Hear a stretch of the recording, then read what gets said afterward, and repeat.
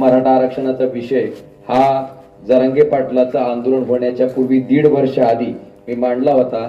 तो मुद्दा इतकाच होता की त्या ठिकाणी तामिळनाडू सरकारचं आरक्षण 78% गेल्याच्या नंतर सुद्धा केंद्र सरकारच्या हस्तक्षेपामुळे जर टिकू शकत असेल तर त्याच पद्धतीनं मराठा आरक्षण सुद्धा तशाच पद्धतीचा हस्तक्षेप केंद्र सरकारनं करावा, तशाच पद्धतीचं ऍफिडेव्हिट सुप्रीम कोर्टात दाखल करावं आणि मराठा आरक्षण टिकवावं ही मागणी करणारा मी एकमेव खासदार म्हणजे ओमराजे निंबाळकर. आणि सगळ्यात महत्वाचं एवढं करून मी आपल्या इथले पालक पनीरला जरा दुसरंच बोलावं लागतंय.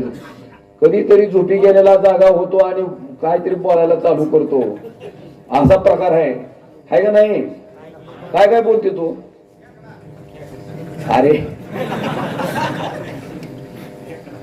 माझ्या वडिलावर माझ्या या ठिकाणी नाही घेऊ ते काय अडचण नाही. माझ्या वडिलावर माझ्या घरच्यावर बोलणं शोभतंय का हो त्यांना? एवढ्या मोठ्या माणसानं बोलावं का? पण काय बोलायला लागलो तुम्ही? माझे वडील हयात असते तर बोला तुम्ही. बरं, जी घटना घडली ती काय वस्तुस्थिती नाही का? खोट आहे का? जे आहे ते आहे. पण मी माझ्या कर्तृत्वाच्या जोरावर मतं मागितली. मी ती गोष्ट ह्या निवडणुकीच्या प्रचारात कुठेही काढली नव्हती. यांनी का खाऊ जुना अवदान आणले मला माहित नाही, पण एवढं सांगतो, शेवटी बॉयलर कोंबड्याचं अंड माहिती आहे का तुम्हाला? कोंबडीचं त्याला बाप असतो का? जर्सी वासराला? मग ज्याची भावना बॉयलर कोंबडीच्या अंड्यासारखी आहे आणि जर्सी वासरासारखी आहे त्याला बापाची किंमत कळू शकणार नाही.